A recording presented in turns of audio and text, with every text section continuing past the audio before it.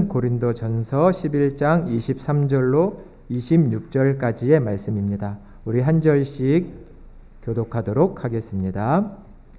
내가 너희에게 전한 것은 주께 받은 것이니 곧 주 예수께서 잡히시던 밤에 떡을 가지사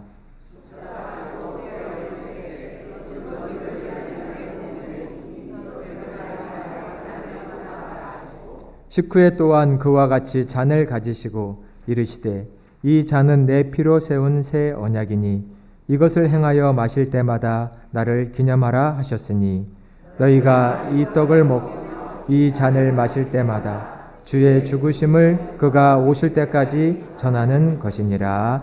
아멘. 이 시간에는 성가대의 귀한 찬양 감사합니다. 할렐루야. 오늘도 주님의 말씀이 우리에게 새 믿음과 결단 주시기를 간절히 축원합니다. 오늘은 세계 성만찬 주일을 맞이하여 성만찬에 대한 이야기를 함께 나누려고 합니다. 오늘 설교의 제목을 하나님의 식탁에 모여라고 정해보았습니다. 이 앞에 하나님의 식탁이 오늘 차려져 있습니다. 그리고 우리는 그 식탁에 모두 초대받았습니다. 이 성만찬은 예수께서 친히 제정하신 것, 친히 우리에게 만들어 명령하신 것입니다. 오늘 본문 23절에 보니 바울은 고백하기를 내가 주님께로부터 이 성찬에 대한 명령을 받았다라고 말하고 있습니다. 복음서 말씀을 보면 예수님께서 십자가에 달리시기 전, 즉 잡히시기 전에 제자들과 함께 만찬을 나누셨죠. 우리는 이것을 최후의 만찬이라고 알고 있습니다. 그러나 잊지 말아야 할 더 중요한 사실은 무엇이냐면 이 만찬은 유대인들이 행하던 유월절 만찬이었다라는 것입니다. 유월절에 유대인들이 행하던 그 만찬을 하면서 예수님은 우리가 알고 있는 이 성만찬을 제정하셨다라는 것입니다.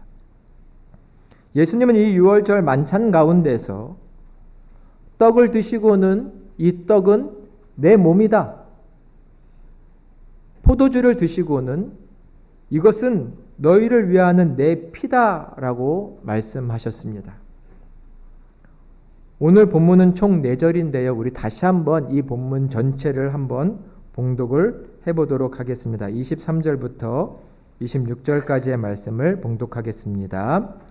내가 너희에게 전한 것은 주께 받은 것이니 곧 주 예수께서 잡히시던 밤에 떡을 가지사 축사하시고 떼어 이르시되 이것은 너희를 위하는 내 몸이니 이것을 행하여 나를 기념하라 하시고 식후에 또한 그와 같이 잔을 가지시고 이르시되 이 잔은 내 피로 세운 새 언약이니 이것을 행하여 마실 때마다 나를 기념하라 하셨으니 너희가 이 떡을 먹고 이 잔을 마실 때마다 주의 죽으심을 그가 오실 때까지 전하는 것이니라. 아멘.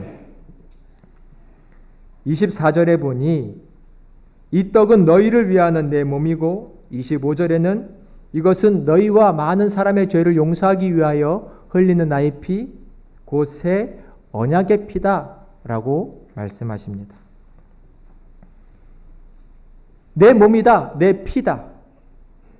이 성찬에 있는 이 떡과 포도주, 주님의 몸과 주님의 피라고 말씀하셨는데 정말 주님의 몸이고 피인가요? 2000년 전에 이 땅에 성육신하신 예수님의 몸이고 예수님의 그 시뻘건 피인가요? 우리는 그것을 지금 먹고 마시는 것인가요? 물론 물질적으로, 물리적으로는 주님의 몸도 주님의 피도 아닙니다. 하지만 우리는 이 포도주와 이 떡을 먹고 마시며 우리를 위해 십자가에서 죽고 자기의 몸을 주신 예수님을 기억하고 기념하는 것이죠. 주님은 말씀하시기를 기억하라, 기념하라 라고 말씀하셨습니다. 초대교회는 이 성만찬 때문에 많은 오해를 받고 박해를 받기도 했습니다.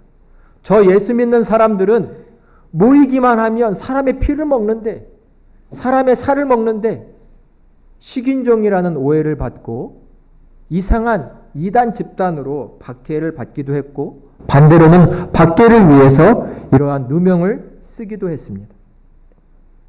진짜 사람을 잡아먹고 그 피를 먹는 게 아니죠. 우리는 포도주와 떡을 나누며 우리를 위해서 피를 흘리시고 몸을 찢으신 예수 그리스도를 기억하고 그분의 사랑을 기억하는 것입니다. 오늘 우리는 이 성만찬에 대해서 조금 더 깊은 이야기들을 나눠보려고 합니다. 물론 시간이 짧아 더 많은 내용을 나눌 수 없지만 오늘의 내용들을 꼭 기억해 주시기를 바랍니다. 먼저 성찬은 행함으로, 행동으로 보여주는 복음이라고 말할 수 있습니다. 제가 이 자리에서 목사로서 설교를 하고 있습니다. 설교는 말로써, 들리는 소리로써 여러분들에게 복음을, 하나님의 말씀을 전하는 것이죠. 우리가 함께 모여 나누는 이 성찬은 우리의 행동으로, 우리의 몸으로 증거하는 하나님의 말씀인 것입니다. 교회에는 들려지는 복음이 있고 보여지고 행동으로 참여하는 복음이 있다는 것을 우리는 기억해야 합니다. 이 성찬은 목사가 집례하지만 목사만 하는 성찬이 아니라 우리 모두가 함께 우리의 몸으로 행동으로 고백하는 복음이요 신앙이라는 것입니다.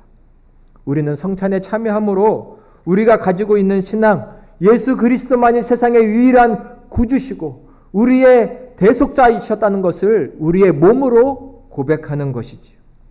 그래서 우리는 이 성찬을 귀하게 참여하고 또 자주 행해야 하는 것입니다. 성찬은 몸으로 드리는 고백이다. 이것을 잊지 말아야 합니다. 우리는 이 성찬에 참여함으로 우리의 신앙을 세상 가운데 보여주는 것입니다. 특별히 교회는 세계 성만찬주의를 정하여 이날만은 이 땅에 있는 모든 교회가 함께 성찬을 하며 우리의 모습으로, 우리의 몸으로 세상을 향해 우리의 신앙을 드러내자라고 하는 날이 바로 이 세계 성만찬 주일인 것입니다. 오늘 말씀해 보니 너희는 이것을 행하여 나를 기념하라 라고 말씀하셨습니다. 기념한다는 것은 기억한다는 것이고 회상한다는 것을 말합니다.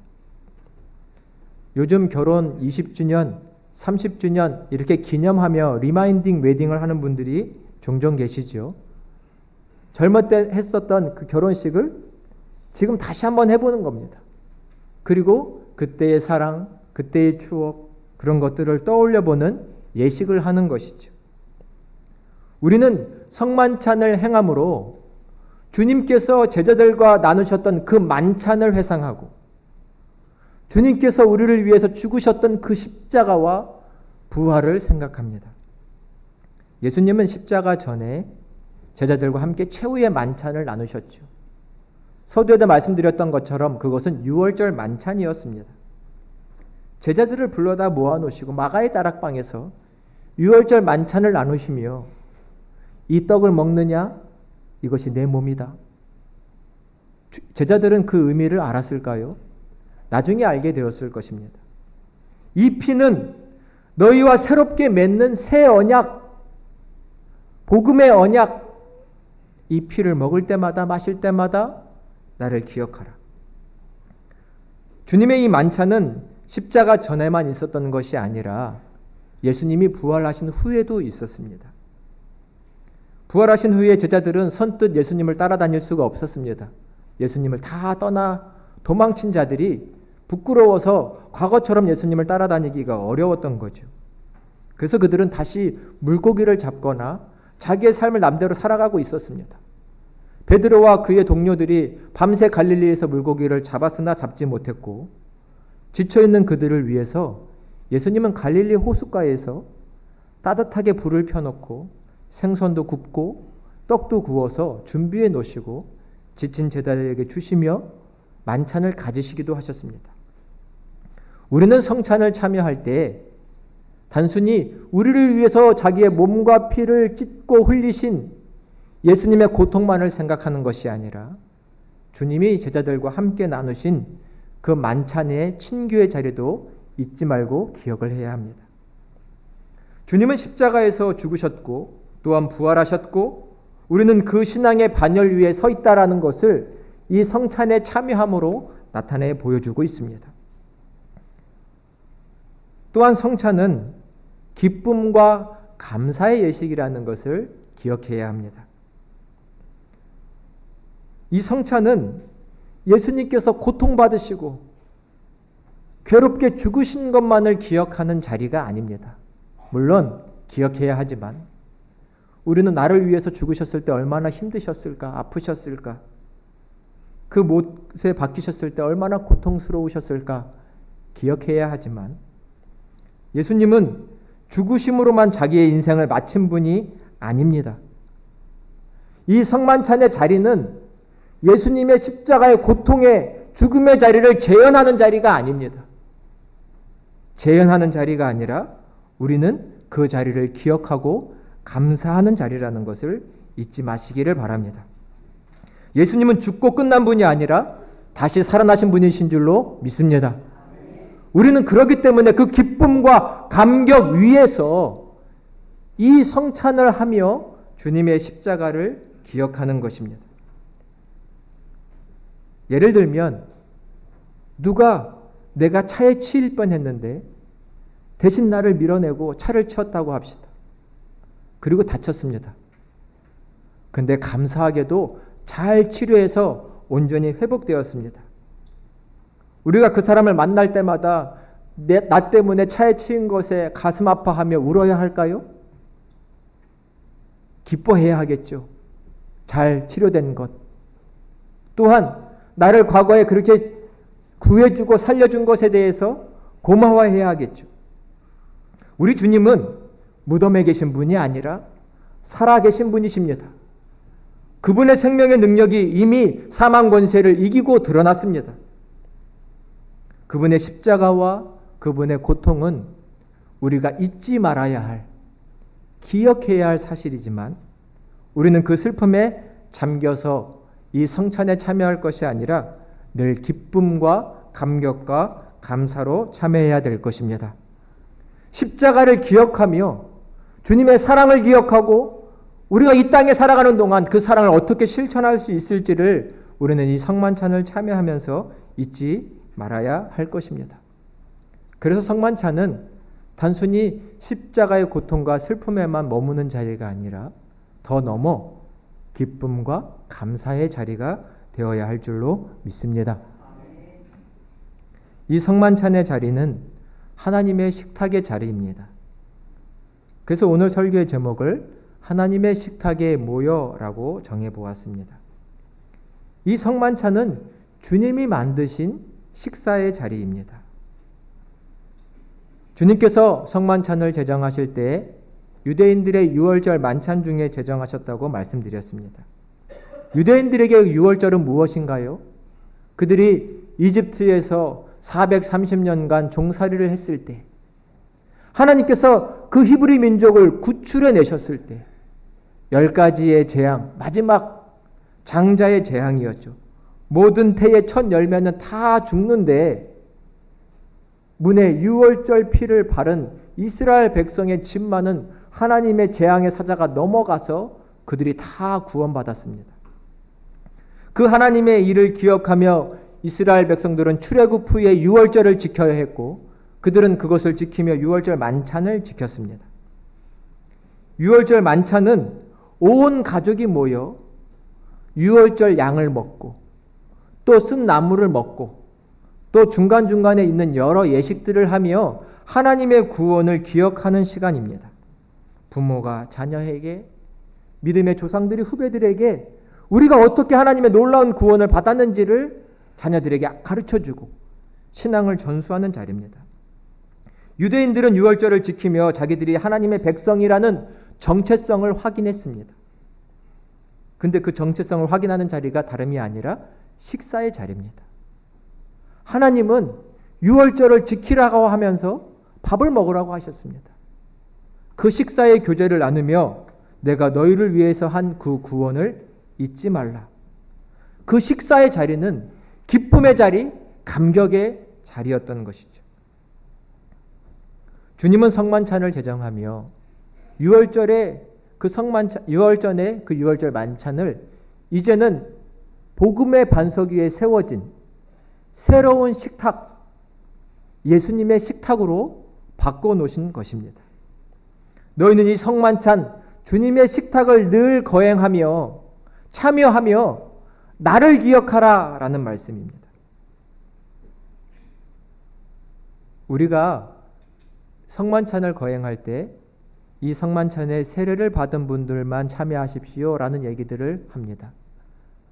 세례를 받은 분만 성만찬에 참여하십시오. 간혹 어떤 분들은 왜 꼭 세례 받은 사람만 참여할 수 있습니까? 나 믿음이 있는데 아직 세례 못 받았어요. 그 성만찬에 참여하면 안 되겠습니까? 이렇게 묻는 분들도 계십니다. 또 그래도 세례 받고 참여하세요 라고 말하면 서운해 하시기도 하시죠. 근데 세례가 무엇이냐라는 것을 생각해 보시면 더 좋습니다. 단순히 세례를 성찬을 받을 수 있는 사람, 못 받는 사람을 나누는 기준으로 생각하시지 말고 이 세례란 하나님의 이 거룩한 식탁에 하나님이 베푸신 놀라운 구원을 기념하는 자리에 하나님이 초대하고 부르시는데 그 초대에 응답하는 신앙의 고백을 가지고 있는 것을 우리는 세례로 표현하는 것입니다. 식탁에 참여하고 싶으시면 우리를 하나님의 백성으로 부르신 그 하나님의 부름에 세례로 응답해 주시기를 바랍니다. 그 구원의 도가 그리스도의 복음이 무엇인지를 배우고 알고 세례를 통하여 내가 하나님의 백성이 되었다라는 그 예식을 치르고 나서 우리는 함께 이 공동체에서 이 식탁에 참여하는 것이죠. 세례는 내가 하나님의 백성이 되는 예식이고 성만찬은 하나님의 백성들이 모여 함께 하나님의 식탁의 교제를 나누는 자리라는 것입니다. 우리는 이것을 잊지 말아야 합니다. 성만찬은 하나님께서 우리 모두를 하나님의 이 식탁에 초대해 주신 자리고 우리는 그 초대에 응답하여 그 떡과 포도주에 함께 참여하는 것입니다.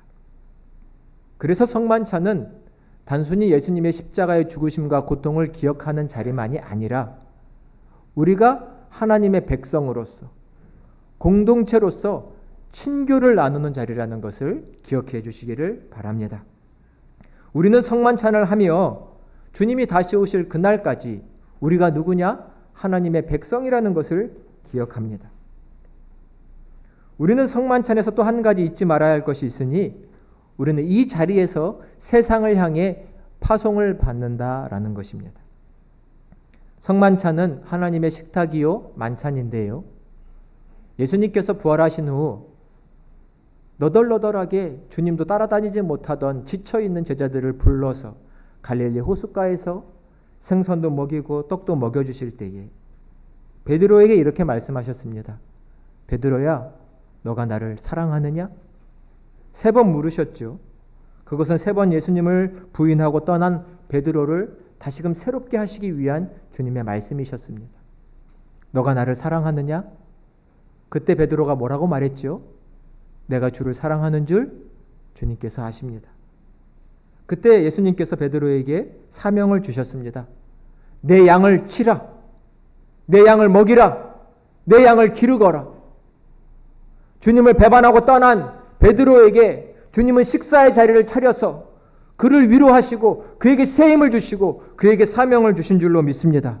이 성만찬의 자리는 우리가 단순히 예수님의 십자가의 고통에 참여하는 것만이 아니라 하나님의 백성으로서 우리가 서로 한 가족임을 확인하는 자리만이 아니라 우리가 세상을 향해 파송받는 자리라는 것을 잊지 말아야 할 것입니다. 우리는 세상을 향해 주의 죽으심과 주의 부활하심을 증거하는 자리로서 이 성찬에 참여합니다. 그래서 오늘 26절에 보니 그가 오실 때까지 우리는 이 사실을 전한다라고 말씀합니다. 우리는 오늘 성찬에 참여하면서 우리가 한 가족임을 확인합니다. 우리가 하나님의 백성으로 한 가족임을 믿으시나요? 믿으시나요? 우리는 하나입니다. 한 식구예요. 한 식탁에 참여해서 같이 밥 먹으면 한 식구입니다. 한 식구로 부르신 하나님의 뜻을 이뤄야 할 것입니다. 초대교회는 성만찬을 일반 식사와 같이 했습니다. 식사도 하고 성만찬도 하고 그런 식사를 애찬이라고도 말했지요. 제가 언젠가 설교에서도 말씀드렸지만 한 식구인 우리는 친교실에 가서 식사할 때도 매번 먹던 분들만 드시지 말고 이분과 저분과 만나서 한 가족임을 확인하는 식사의 애차의 자리를 마련해 주시기를 바랍니다. 그래서 우리는 늘 서로가 한 식구 하나인 것을 확인해야 합니다. 왜냐하면 우리는 한 공동체로 부름받은 자들이기 때문입니다. 정리해 보겠습니다. 우리가 어떤 마음으로 성찬에 참여해야 할까요? 습관적으로 해서는 안 됩니다. 또 혹 교회에서 재미난 행사를 하네 재미로 참여해서도 안 됩니다. 오직 신앙 고백적으로 참여해야 합니다. 나를 구원하신 주, 나를 하나님의 자녀 삼아주신 그분께 감사하는 마음으로 참여해야 합니다. 또 어떻게 참여해야 할까요? 이 식탁에 참여하는 우리가 한 가족인 것을 늘 확인하며 이 성만찬에 참여해야 합니다. 눈 감고 예수님을 생각하지 마시고 옆에 있는 형제와 자매들도 보시며 다 우리 식구지, 우리 가족이지 생각하며 이 성만찬을 참여하시기를 바랍니다. 세상을 향해 다시금 믿음을 다해 나아가기를 원하는 마음으로 참여하시기를 바랍니다. 우리끼리만의 성만찬이 아닙니다. 이 복음을 세상 가운데 가지고 나아가기를 원합니다. 이러한 고백으로 우리가 성만찬에 참여할 때 이 예식은 매우 복되고 은총 가득한 예식이 되고 우리의 신앙을 세우는 예식이 될 것입니다. 성만찬을 통하여 하나님이 부어주시는 놀라운 은혜가 사랑하는 여러분과 함께 하시기를 간절히